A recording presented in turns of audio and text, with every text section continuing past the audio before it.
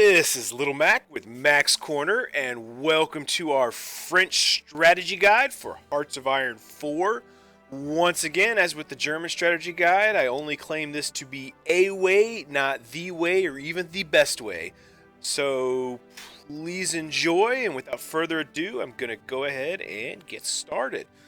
So first and foremost, we're going to talk about strengths and weaknesses between France and Germany, because believe it or not, France does have some strengths. First and foremost is the Maginot Line. It gets a bad rap, but the reality is it is a strength to have it, and it does have a lot of advantages, which you'll see later.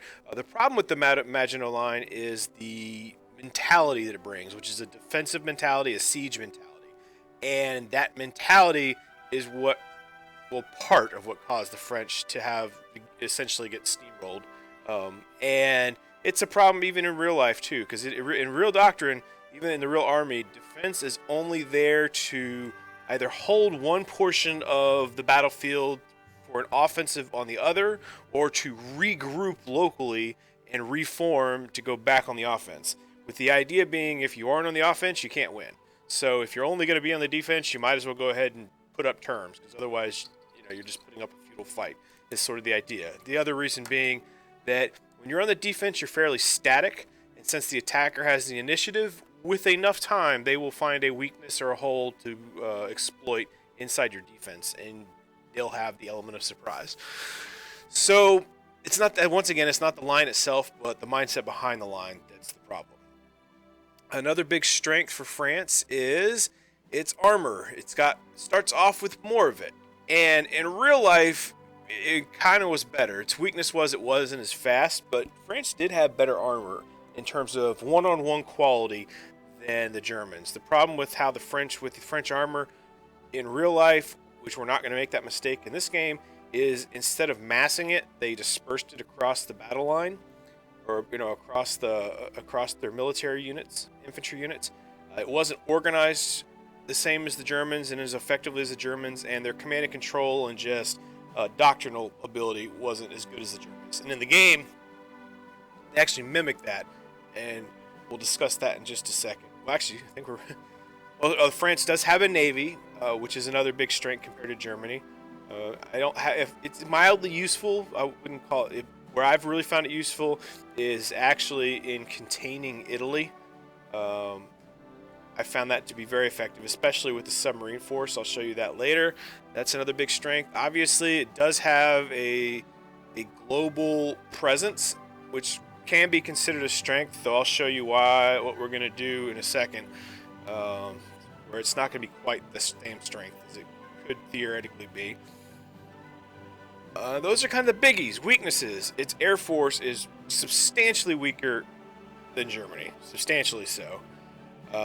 Its military, even though numerically is on par with Germany, well, I'll show you when we get kind of done with this. It's numerically on par with Germany. It lacks organization in terms of, so if you look at how their panzer units, this is the French equivalent of panzer units are organized. They don't have the two motorized divisions, or battalions, sorry, and they don't have engineer and artillery support that the Germans do. That makes a huge difference. Huge difference. And same, the infantry, they don't have, they're organized about the same. I think they're missing a recon and engineering element or something, or an engineering element that the Germans are organized with. But the armor is where it really hurts. They also have a lot of units that are geared more towards garrison, and you're not going to see it quite yet now, but they lack equipment overall compared to Germany, because I forget why, but essentially their units, just unit per unit, are not nearly as good, both in terms of the how they're organized, the number of battalions, and let's get into some of France's biggest weakness. So we have Victors of the Great War. Look at that. Land Doctrine research time plus 75%. Yikes, because land doctrine is probably the single most important thing you can really research, to be honest with you. Not only is it plus 75%, but the land doctrine tree that we're dealing with the French is the Grand Battle Plan Doctrine, which is the worst kind of battle doctrine you can have against a mobile warfare doctrine, because this is a static doctrine, which is not good to have when you have an enemy who's fighting mobile warfare. So even once we kind of go down the list, it's still not effective. As you can see, just this first doctrine is 510 days. I mean, that's a substantial amount of research time, especially considering we only have research slots. So with that in mind, we're not going to be focusing so much on trying to get advanced equipment like we did with Germany. It was sort of, for the most part. The one exception to that rule is going to be... Oink. Once we, and you'll see where we start doing it, this will become our primary, this is our game winner right here, essentially. We're going to be able to be successful, but it's the AMX-12 that's going to push us over the top if we can beat Germany to that light tank. That's going to be our goal. And it's essentially going to become our main battle tank for quite some time, to be honest. We'll be adding variants to that and upgrading it for a while. An advantage that France does have, though, compared to Germany is we're not going to have to, in the construction phase, build a lot of the synthetic refineries, because unlike Germany, we're not going to be locked out of trade. So whereas for Germany, it's very important because they become isolated, France can trade with the U.S. all day long, no problem. Which is a good thing, because the weakness France has is its military production capacity, in case you didn't see, is currently 6 out of 6. So, it's a good thing we don't have to build those plants. So, unlike Germany, who's going to conquer its industry, and it already has a pretty good industry, we're going to be building ours from scratch. And this needs to be like a really #1 priority, because if you don't, Germany will outproduce you so fast, it's not even funny. And let me kind of get this a little more organized, actually, and we'll walk down the line here. So, research. As with Germany, we are going to go down the construction and industry paths, though probably not nearly as far initially. Probably just the first. We'll get these 4 right here and these 2. We're not even going to mess with this. As I said, we're just going to trade for oil, at least for the time being. Because we do want to speed up the construction of our industry as fast as possible, and what industry we do have, we want to be efficient. And that's the reason for that as well. Towed anti-tank.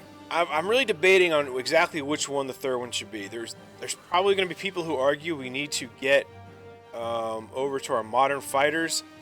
Here's my thought on that. And this is what I learned the first game. I tried to do that.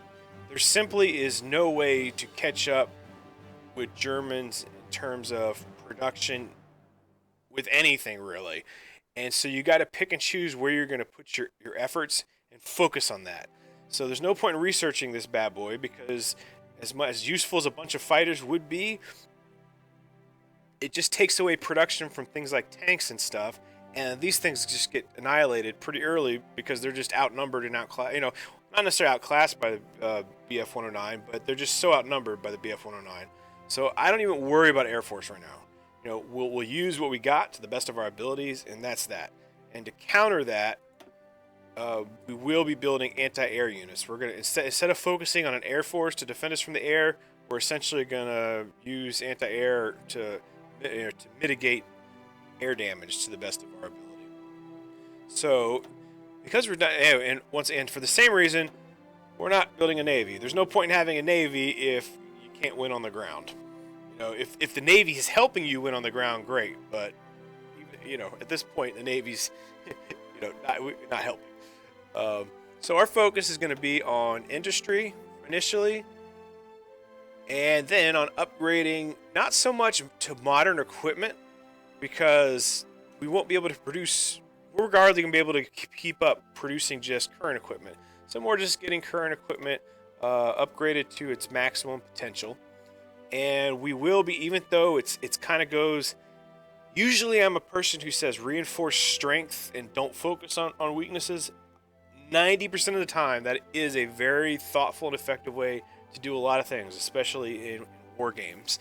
The one exception I'm going to do this time is when it comes to doctrine, which is, as much as it sucks with that penalty, doctrine is just so important. You just kind of have to. You just got to chug along and do as best you can with it, because ignoring it's not really ignoring it just makes the problem worse. It's a pretty substantial problem. Diplomacy, not going to fool with. Trade, we've already discussed. Construction, we've discussed. Production, I will fool with this in a second, and then next time I pop on, I'll show you the concept with production. Essentially, just like Germany, well, one, we're not even going to build these. You know why? Because I don't want to waste oil. I got it. The docks could technically be used, but it still uses oil, and I just don't want to deal with micromanaging how much oil does what, and we'll just deal with the navy we got. It looks like we're good to go. It looks like, oh, yeah, France is fine. We're keeping our units supplied. Once again, the problem is our units are not well organized. And so let me show you one more thing, and then I'll go show you what I do for that. So in terms of how you want to go down the path, it is sort of up to you, but I highly recommend, this is another huge weakness compared to Germany, is your unity. 30% is bad. I'm not sure what it affects other than just your surrender, but I imagine it has to affect some other stuff. Either way, a country that's not united isn't going to fight well. So I'm not about going down this path, and you can. The strategy I'm going to talk about is a strategy to help defeat Germany and potentially communism. And the main reason we're going down this path is, one, it's going to help us just get better. Now, probably don't want to do what I did, which was this was the lesson learned on my part. I said, hey, let's try taking the lead on this and going little endentte. And I brought them in. I mean, we had Yugoslavia, Romania, and Czechoslovakia with this one. We're an alliance. We were good to go. Well, guess what? Germany still eats up Yugoslavia, Czechoslovakia, and Romania like it's nothing, pretty much. Though it does help when you're in the invasion, because it keeps forces off of you. Not having Britain help is a huge deal. And because of what happened to us so in my game, one, Germany was eating them up pretty good anyways. Even though I was on the verge of beating Germany, though. I mean, I was like, oh, I'm about to win. And I made the mistake. Russia declared war on Yugoslavia. So I accepted Yugoslavia's request for war, and then it just got ugly. So yeah, don't do what I did. Because what really sucked is even when the Allies got formed, as I said, they beat Germany and then left me to my own devices against Russia. I was like, thanks, guys. So I'm going to go down this route and head with Britain. But the main reason we're going down this route, though getting an alliance with Britain is important, is right here. Basically right here, so we can strengthen government support, so we can remove the national spirit disjointed government. That's one of those ones I showed you earlier. And it's a huge bottleneck right here, because you want to get here as soon as possible. Because what this does is plus 0.2 unity for 365 days. Guess what? You can't start this until the 365 days is up. And oh, by the way, the next most important thing we want to get to is army reform. Why? Because this is the one that removes the victors of the Great War things. So basically, both of those items remove this one and this one, which are the two biggest hindrances for France, really, to grow right now. Obviously, there's things like the civilian economy.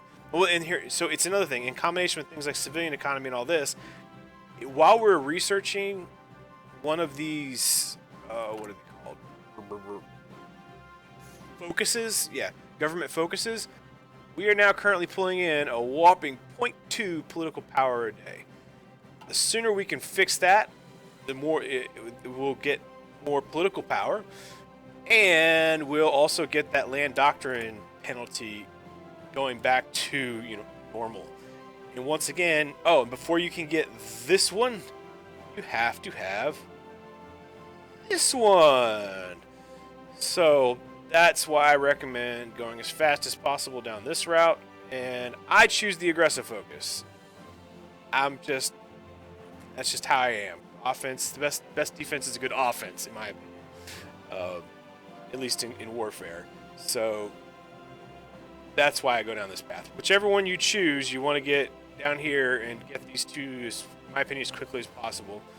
Then you can start worrying about industry, and as much as I usually prefer rushing an extra research slot in this particular case, no, I want to get rid of France's weaknesses as quickly as possible, or as best as I can. Now, lastly, or second to lastly, second to lastly, I'll show you. Here's another thing I do. See all these wonderful, and these are naval vessels, and I'll consolidate the naval vessels too, but the most important thing is the army, so I'll show you that. See all these army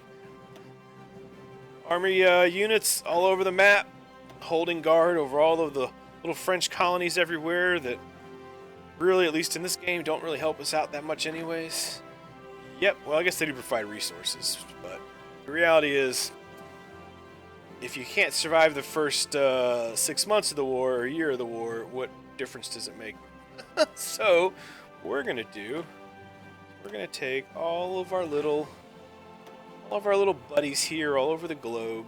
We got a few more, I know that. We get the one in Madagascar. Nope. There's one more somewhere. I know there's one more because it comes up to 62. Oh, I did get him. Well, there's two more somewhere. It comes up to 62, but I'll find them offline. And we're gonna assign our little general guy here, which right now we use homeboy right here. And voila! Whoops.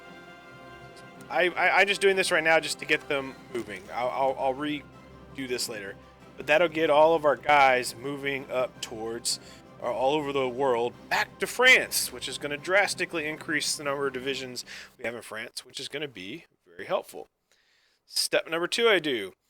So you've got these really weak brigade colonial units. So that's another thing so I showed you earlier the French. Not the French, sorry. Spit up. I think I'm going to practice.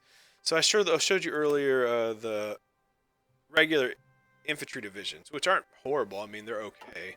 Then if we look at the brigade colonials, they're losing 3 less battalions, and oh wait, no artillery support. What the heck? And how many of those units are those? Oh, that's right. I'd say about almost 50%, not quite. I'd say about 30 to 40% of their infantry forces. And then you have these cavalry units, which really aren't that effective. They're just not, for a whole variety of reasons you're probably already aware of. So step number 1 is go change division template. And I also love standardization, especially because I love how they did the manufacturing this game. Standardization is important, which all of a sudden, look, it looked like we had a ton of equipment, which I don't think it'll process yet. Yeah, I'll show you the production later, but it looked like we were keeping up on equipment. Well, not when we try and make our infantry divisions the equivalent of German infantry division. And they sure as heck don't. And what we will do with our panzers, I'll assign them to, what's his name? I do know his name, but I forgot. Yeah, Alphonse.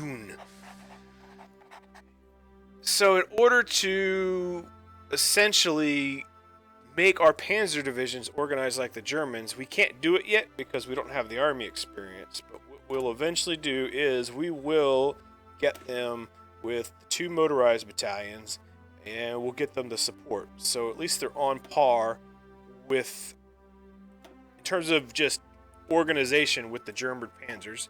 And we're going to mass them, which we didn't do before. So to just make that process easy, and I'm just showing you my organizational process in case it helps you, but obviously do this how you want. And I just turn them all into Brigade des Chars de Combat, or however you pronounce it. Sorry, I don't know French accents too well. So once again, well, this actually helps us out because it does give us some equipment back, not a ton. But now we're 1,920 light tanks short. Oh crap! So, luckily we're gonna have we did put a lot of our because here's the one kind of thing that does work a little bit in our favor. These units did have tanks, and they had 4 motorized units, so they were excess in the motorized units, and so we will have an easier time filling I keep calling them opals, but they're not opals for the French, so I don't think they are. That would be kind of weird, I guess. Let's see, production. What do they call them? Just motorized, okay. And so, what I'll show you later, we're going to be very short on equipment. And I believe that's enough to get us started. I'm going to just kind of play through for a while, updating, upgrade, playing through everything I've just talked about. And I'll highlight significant events, and we'll go from there. Just real quick, I wanted to show you what the production looks like. So, keep in mind, we have not even assigned engineering companies to anything. We haven't assigned recon to anything. So this support equipment that looks like it's good to go, it's not good to go. Tanks we're obviously well short of. Our towed artillery looks like it's okay, but we haven't. But our armor divisions don't have towed artillery, so that's not at all okay. And military infantry equipment, 20,000 rifles, and all we have is 6 factories to make up this deficit. And that's just to make, that's not even producing any new divisions. There's no point in even trying to produce new divisions right now because our current divisions aren't even equipped effectively. So, yeah, and that all of that is just to make what we have on the ground organizationally equivalent to what the Germans are organized as. And I'll tell you that, in my opinion, in this game, the default German organization in the game is the best default start. Now, I like to add self-propelled artillery and stuff, but that's a whole other thing. But how they organize the units is, in my opinion, the ideal way to do it. And that's why I think you want to match them. So, to give you, so what looks like to be a French numerical kind of at least equivalent, if not superiority in divisions initially, as you can tell, very quickly turns into, not so much. Man, one key thing I totally forgot to do, which is incredibly important, so make sure you don't forget to do it. It's actually a huge deal, as once again, if you're not in war, you need to have your guys training to get that army experience up. And it's super critical for the French because we need that experience in order to go back and reorganize our divisions the way we want. So February 1936, hopefully it won't mess me up too bad. So this is one of quite a few little pop-ups that happen specifically for the French. You can pause it and read it if you really want to, but essentially the workers are going to go on strike, and we can let them strike, which has these effects, or negotiate a deal, which has these effects. So it increases the communist popularity, which honestly isn't that big of a deal. And I'll show you why, but it's not that big of a deal. It is the negative 30% for 365 days that's a big deal. Letting them strike, though, that loss of national unity again, and 90% for 90 days, that's actually a really big deal. So I usually negotiate a deal just because I just believe in doing things as fair as possible. And people, if you listen to them, in general, will be pretty reasonable in my experience. Now, there obviously are exceptions to that.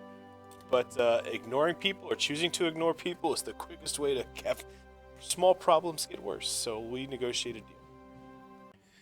So this is another one of those French-specific events that can happen. You can read the details, but essentially they're realizing that, hey, wait, negotiating that deal is causing problems because we're not competitive with Germany.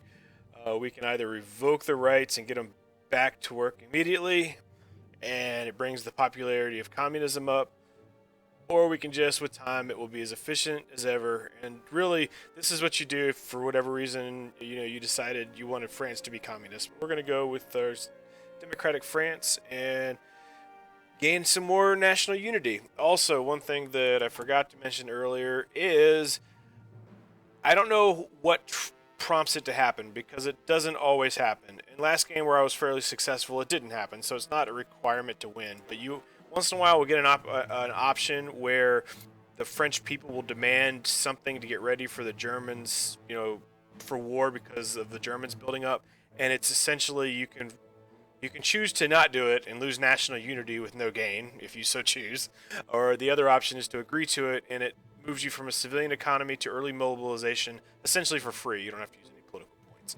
For this one, we'll, with time, be as efficient as ever. So this here is pretty key.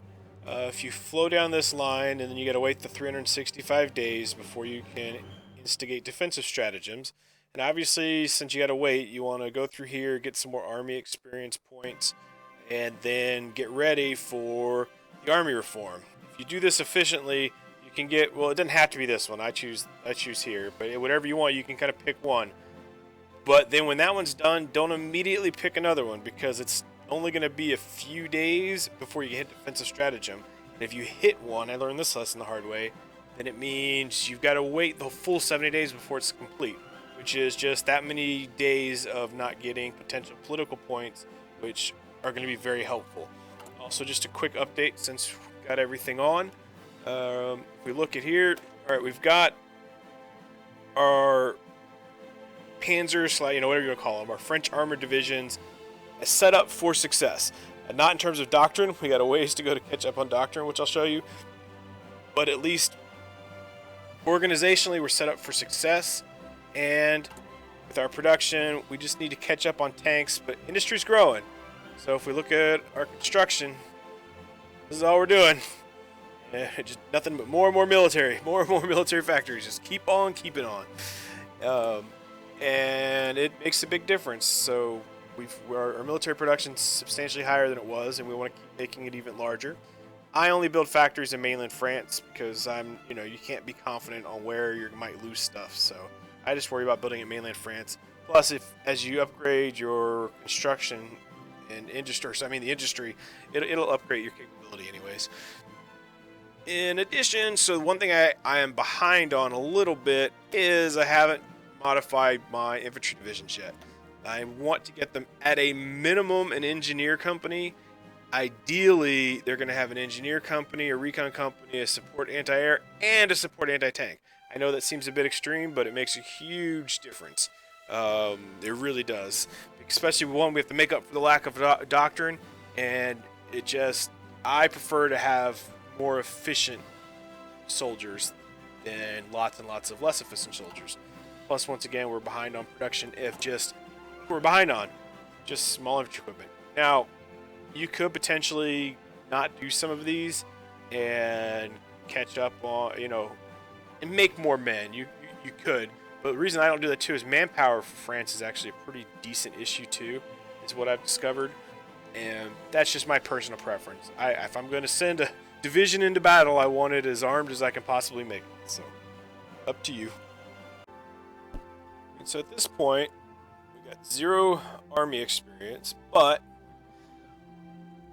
well, 1, that's going to change pretty soon.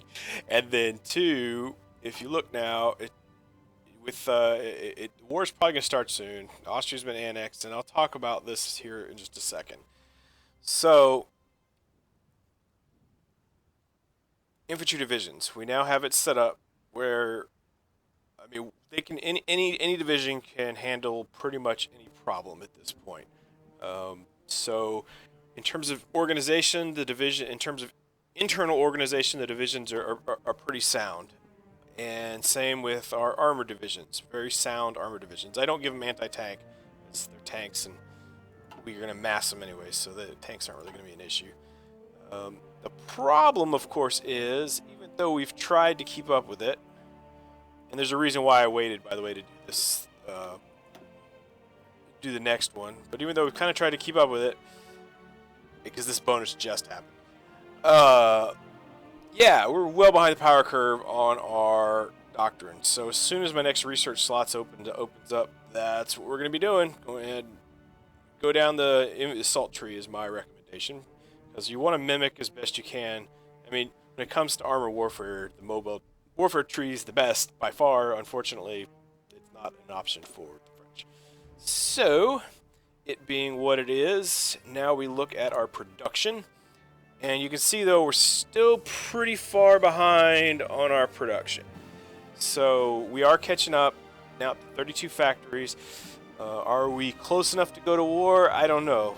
Short 15,000 rifles. That's pretty significant, in my opinion. That's basically 15,000 soldiers without a weapon. So, yeah. So the question now is, Germany soon is going to want to go annex Sedan. Both of my first 2 games, I said no, and I wouldn't let them, and I went to war.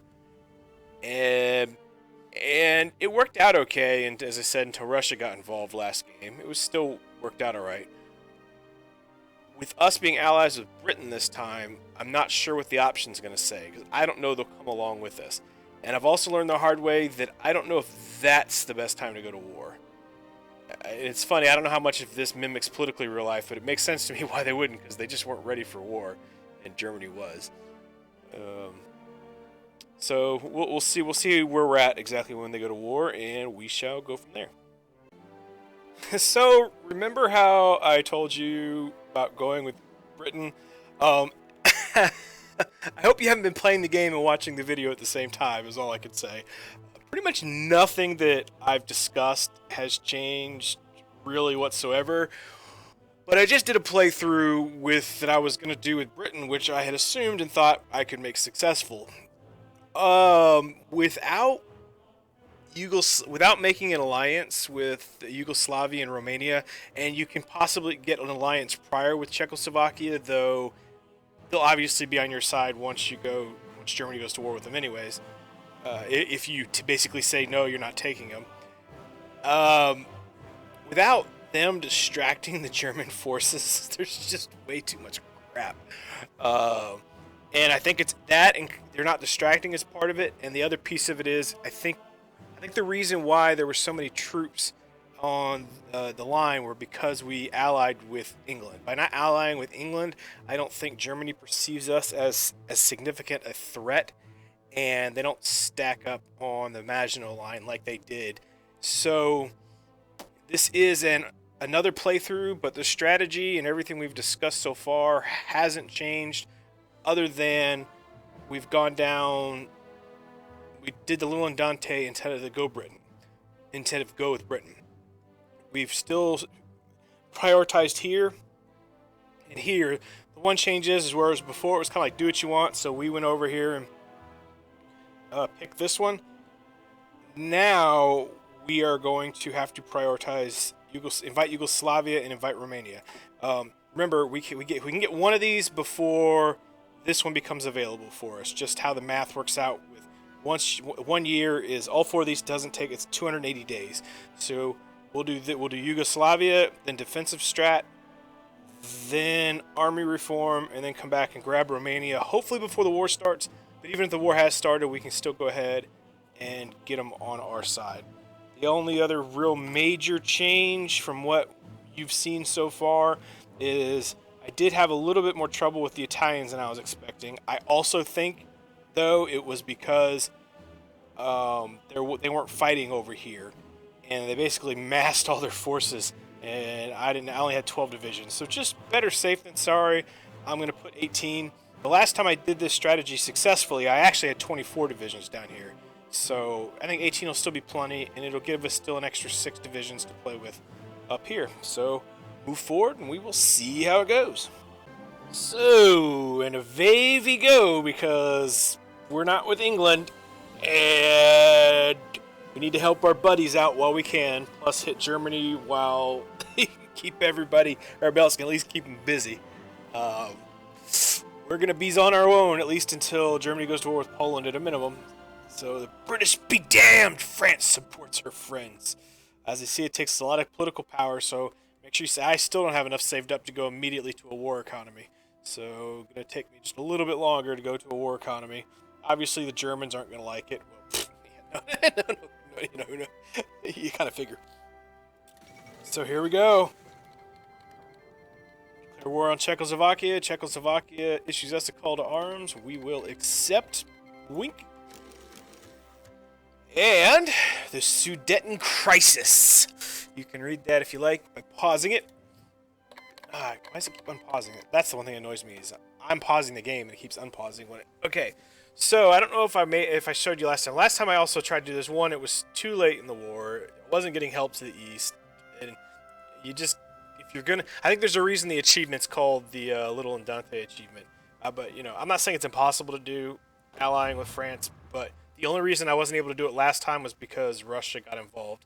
So lesson learned on my part, if Russia winds up declaring war on Yugoslavia or Romania, just leave them to their fate. Don't try and help out. because their pact with Germany will stay in effect. It was literally Germany and Russia versus France. It was pretty rough. And the funny thing is, well, not funny, but and I had about beaten Germany right when Russia came in and saved their ASSs. But another mistake I made last time I played, like earlier today, was I went in through the Mets. I don't know why. I was thinking the Germans assaulted through the Mets in real life, and if you're going to flank the line, that is the best way to flank the line, because if you come in through here, you still got to cross this river, and by that time they can box you back in. So that's why you want to flank this way. But for our purposes, we don't want to be crossing the river into a fortification. So we are just going to head straight in here. And I'll keep it on for a sec, see how we go. They got a few more troops than I'm used to, but I think it'll be okay. Oh, and before I forget, I've already sent patrols, basically patrol ships out here, and my entire submarine. I've only got two sea forces. My submarine force, which is surrounding Italy to try and at least disrupt their operations, if not do some real damage. And then here, trying to keep Germany at least as contained as possible. Anything they get out, they at least need to go through the French fleet. Which is another thing I always found weird, that the French never really deployed their fleet. I always thought that was strange too. I mean, they did, but not to the degree they could have. And that is about, Air Force. You can do as you like with your Air Force. Me, I just take it. And if I got fighters, usually here's what I actually do. Here, let me regroup and I'll be right back. Okay, so the Czechs will actually send air out for at least the early phases and help with air superiority over here. So our Air Force isn't going to last long, but all we really needed to do right now is help us with breaking through the line. So I just sent them over. Select first, over here, and essentially, I'll be perfectly honest, they're just cannon fodder. Have these guys ground support, and have these guys, I don't even try and go after this, just keep the fighters busy, I guess, for lack of a better word. Let's try and do that. Basically, the success or failure of this strategy really hinges on the ability to punch through right here. That's what it really comes down to. If you want to look at where we're at research-wise, I'll just run through that real quick. Starting over here, here's where we're at with infantry. There's where we're at. Tanks, this bad boy is going to be our war winner here when we can get it up, as long as we can make enough progress with our little junky tanks. And I'm not even going to show you these because we've made no progress whatsoever. Engineering, I wanted to go ahead and start getting the radio to help with reinforcement rates and maybe start working about encryption. I'm still not sure why I can't see the Germans very well. I don't know if it's because they're encrypted, which is highly likely, or better spotting, or my spotting's not good enough. I don't know. I don't like running into stuff not knowing what it is, though, that's for sure. So let's see how this fight plays out. Sometimes it can go quick, sometimes it takes a while. As you can see, currently we're losing. If you're losing, throw more shit at it. Excuse my language. Just keep throwing stuff at it. You gotta break through. You don't have to really worry about... I'm not saying the Maginot Line is invulnerable, but it will not buckle quickly. So don't worry about that. Anyway, and what I forgot to do too... let me do it real quick. Sorry about that. This last time. And obviously, make sure you give your... It's not really a big deal because guess what? We're sure as heck not going to be advancing right now. Like other than with our penetration attack with our armor. But later on, you might want to do it. So just get them a plan ready. The French are one thing they are effective at is it takes them a while to plan in this game, but once they've executed the plan, they're more effective than others. Anyways, with that said, now why am I didn't mean to get so fast. So there we go. Come on, punch through, keep on in. Go for it. Oh, so close, so close. Oh, as you can see how tight this is. I mean, it's like, so close. Just keep pushing, charge. And they already did push back here. A little bit. All right. So I don't know how much of this you're going to want to watch. Like I said, if anyone's really interested in the minutia of this, I can walk through a Let's Play just on what happens when you penetrate and how you encircle. Essentially, you punch through, as I think I've talked about before with the armor. A little harder here because of the rivers, but you can still do it. And you encircle with the armor. With the French, and in this particular case, because of the landscape, it's a little harder to punch through. Just make sure you keep armor always make sure you just always keep a unit to prevent them from getting cut off. These German infantry aren't going to really be able to attack armor effectively, but if they cut, the only way you're going to lose your armor is if they get cut off. And if you're not careful, they can get cut off real easy. And as you get to space, don't forget too, they don't have a lot of armor here, but you can also kind of branch armor out in ones or twosies. Even as a single division, they can be effective, but I usually try and keep them massed. So I'm going to go ahead and make a little progress here and kind of after that walk through how it went. So just to check in, because I know for some people it might be one of the most challenging parts of this, is after kind of what to do after you punch through when it's this dense. Honestly, it sounds silly, but I swear to God, real world military stuff is what helps me do a lot of this, and historical knowledge of the events. So the 8 armor divisions punch through. Now that they've punched through, it's not necessarily to our benefit to keep them together, because they get cut off, and really, how much are they helping? I mean, they're obviously helping, but now that we've punched through, we want to go ahead and exploit those gains. So now it's all about exploitation. And in the real world, that means going after things like supply trains, artillery, specifically. But in this game, you can't do it. So real world, they'd be going at the rear of the formations, hitting all the really vulnerable stuff, all the logistics nodes, and that kind of stuff. And that. In this game, it basically means going through and executing an encirclement, or attacking from the rear, which I guess if you're attacking from the rear, that gives you the equivalent thing. The reason why we're not attacking from the rear right now, though, is first we want to try and encircle, because an encirclement is the ultimate victory in any kind of large-scale division-size engagement. So right now we cut off 4 of our divisions, 4 heading south towards Stuttgart, and 4 are heading north towards Durdman. And the idea is to pincer them in using, I'm drawing a blank, Belgium, there we go, or Netherlands, sorry. I always get Belgium and Netherlands fixed up. Using the Netherlands, and down here using Switzerland. Though it's kind of hard because this is hilly and the rivers, it's kind of difficult. Also be very careful about getting cut off. Want to make sure the infantry are filling the gaps. In fact, I might put one of these armor divisions just in case this guy doesn't get here in time, we'll see. There's 2 reasons. 1, you don't want to get cut off.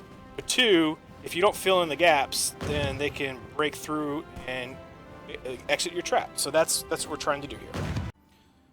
Alright, so as you can see, we have now encircled all the German forces along essentially the Belgian border, Luxembourg border, and our border. They are having some people trying to help break them out. We got to be careful. One thing I like about the computer is you give them enough infantry and assign them up front, and they do a really good job of filling in the gaps for you. You don't even have to micromanage it. Just make sure you assign the front to a general. And as you can see, he is filling in the gaps. As I said, just make sure the armor doesn't get too far ahead of the infantry, because if it does that, the computer will either escape or cut off your armor. That's not the one you want. So I'm going to keep working on closing the gaps. Or not closing the gaps, but now that we've created the pocket, now the next step is to reduce the pocket. So as you can see, the pockets are closing pretty tightly. We've already encircled and destroyed a couple units. They went for broke. Instead of trying to fight out of this pocket, which I don't think they'd have made it anyways, they're pushing deeper into France, so they might... Yay, you captured the Maginot Line for what will be a very brief period of time. But, that, as you can see, it didn't take that long. I don't remember the date we started, but it's amazing how quickly you can do this if done effectively with armor. Dealing with this is going to be a little bit more challenging, but once again, this, in hindsight, now that I'm really looking at it, I don't think you could ever pull this off with England as your only ally. It's not so much that these guys are necessarily going to win, but they're just keeping Germany busy. They essentially bit off too much, more than they could chew all at one time. That's why these alliances are so important. Sorry, I just think it's funny. Yep. You are racing to Dunkirk. Have fun cutting the army off there, Mr. Overrized Mission. Oh, I don't know. I just found that hilarious. Alright, so another thing you want to keep an eye out is just strategic opportunities. I didn't plan on this. In fact, wasn't really expecting it. In fact, my initial plan was to keep encircling up top and come in and try and take Berlin and up here and put pressure up north. But what we have here, well, I'm about to take it back because I forgot Hungary was the Axis side. Even with them on the Axis side, we've really got a good opportunity here to link up with Czechoslovakia and essentially destroy the German supply line for these troops down south. They may be able to get some supplies from here, but it's going to really, I think, cause them problems, and we'll be able to essentially split their force in two while maintaining our force as one whole in combination with the Czechoslovakia. And it's going to be able, and here's another key thing, when you do stuff like that, you know, the computer's smart. In real life, this is what they did, and the computer in this game is really good at it, a lot better than the other Hearts of Iron, is when it notices where you're trying to punch through, it'll reinforce it as quickly as possible. So being able to cut it off also, it kills their ability to be able to reinforce throughout their entire line. So I don't know how this is going to work, but I'm going to take... On this, the best part too is we're going to punch right through across, along this river, on the north and south of the river. So not only do they have to go through two provinces to break through, they've got to break through a river too, whichever way they go. So we'll see how this goes.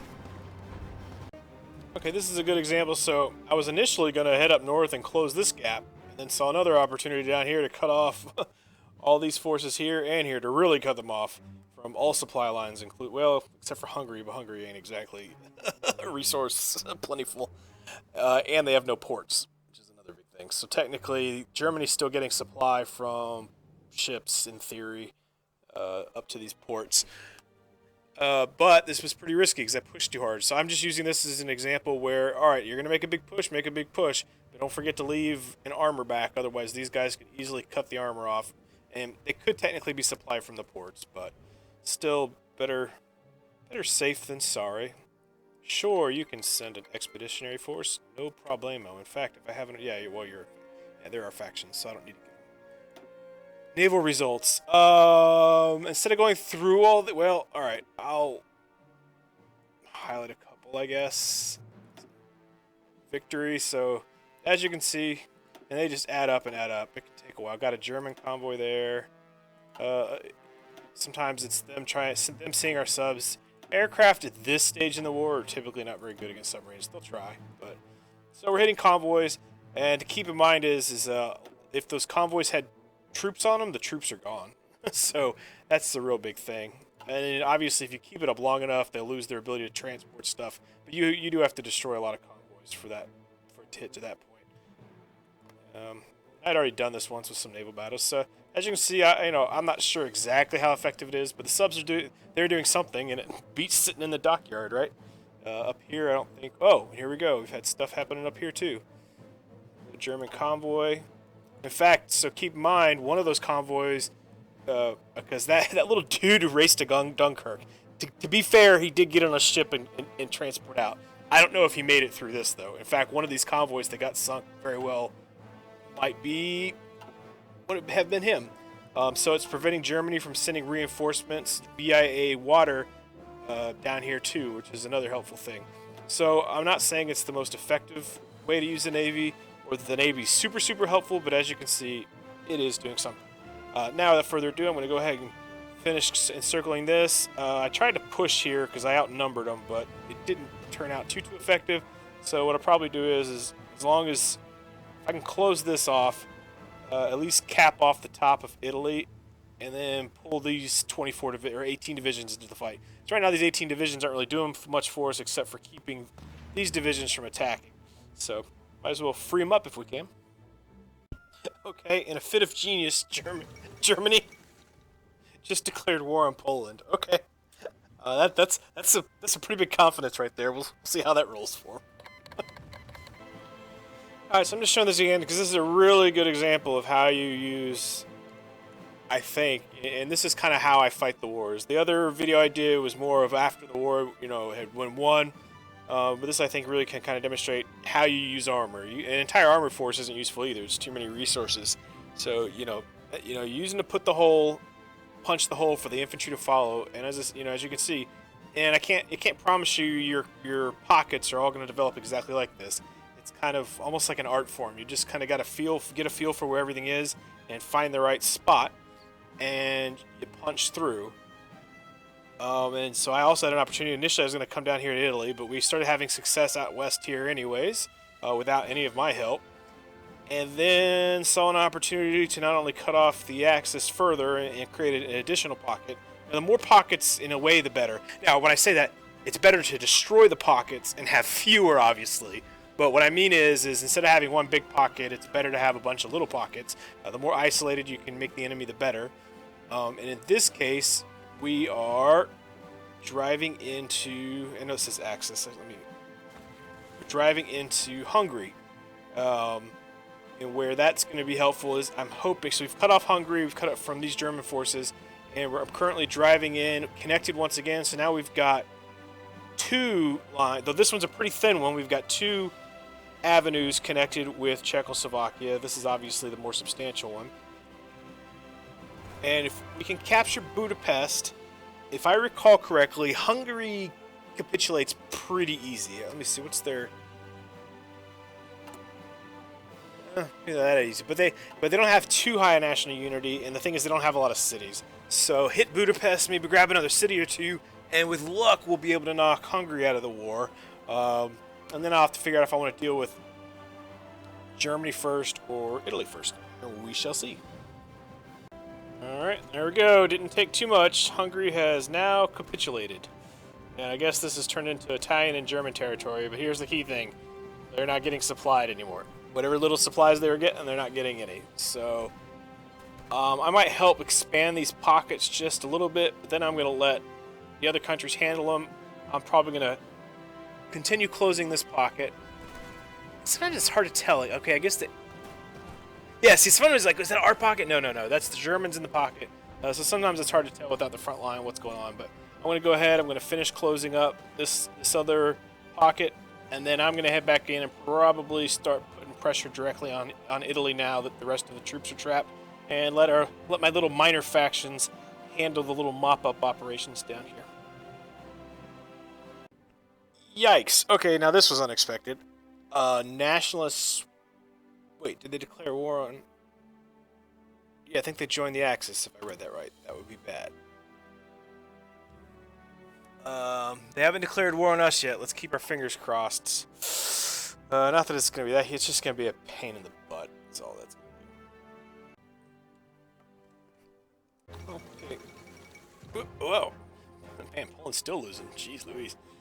Admittedly, it did get a little hairy there for a second because I didn't notice two things. I didn't notice the Germans had punctured a little bit of a hole here, and the Italians had left like this front pretty much empty and pulled a bunch of forces over, and I got counter-encircled for just a second and lost two of my armor divisions, which sucks, but it's not the end of the world, and at this point I am making plenty more, and we'll be okay. Should be closing this little gap soon, then I'll close here, and if you look, without really, these guys had... They were so busy over here, just came in from the east.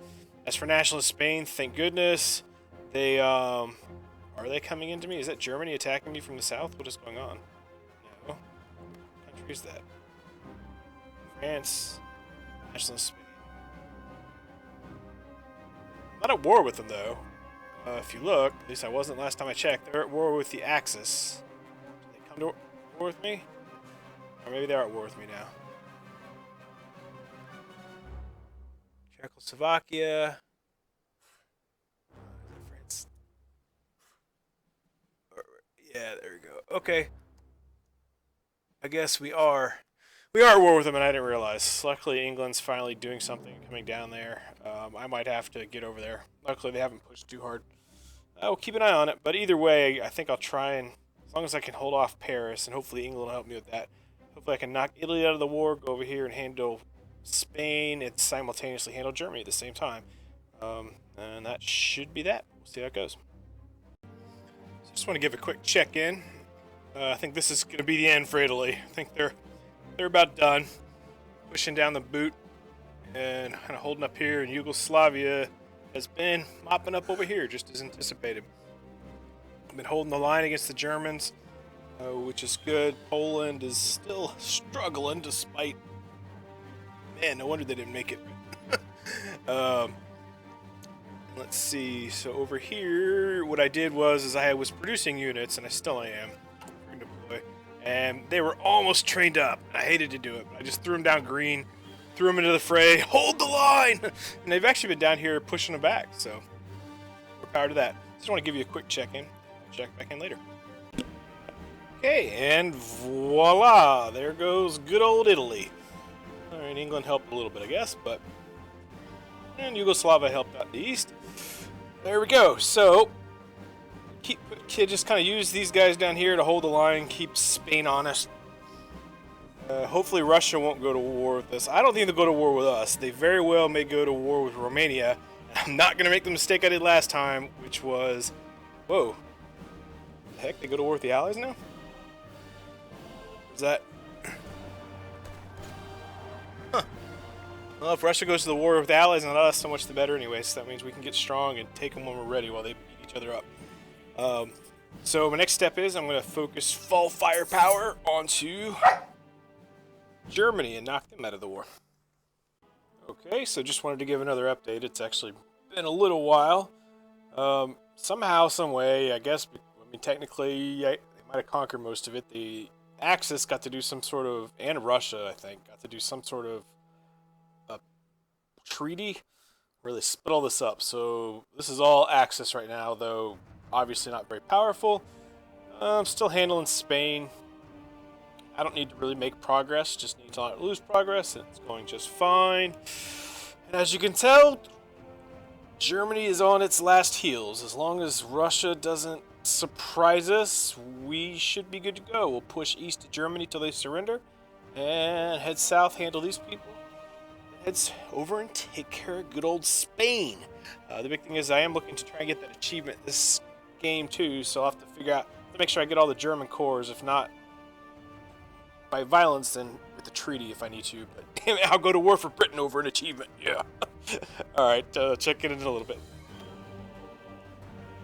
Okay, and voila! We did it! German Reich has capitulated. So, that was getting her done. Now, I don't know if I'm going to have to wait for Japan and stuff to be done with the treaty, but, I mean, obviously, I was the primary person. I'll choose to annex Germany if it is the option. If in worst case scenario, I'll go to war and take it real quick. I just got to own the core states for a second. There you go, France in our, what's our alliance called? The French Endentte Alliance. Hoorah! So, and we get to keep the territory we claim too, without being at war with the Allies. That's kind of cool. So I don't know if we might have to go to war to get them. I'll let you know if there's an issue in a comment after this, if there's any major highlights. I'm not going to continue with the rest of the Let's Play. I mean, I'm going to keep playing. It's just at this point, the game is your oyster. You could go communist as France and join Russia. You could do it pretty much whatever the heck you want. The nice thing is you're not really, you're at war with these guys down here, but I think that's it. Hold on, let's just take a look real quick. Yeah, you're just at war with all the puppets. Well, alright, well, Japan. But other than that, it's mostly just all the little puppet states in Spain. So it looks like Germany. So it's just these little puppet states that we're going to go liberate, or I should say, liberate. I don't know if we actually liberate them. I think we just take them over. But that we're going to go obtain and go handle Spain, and we'll be good to go. So... hope you enjoyed.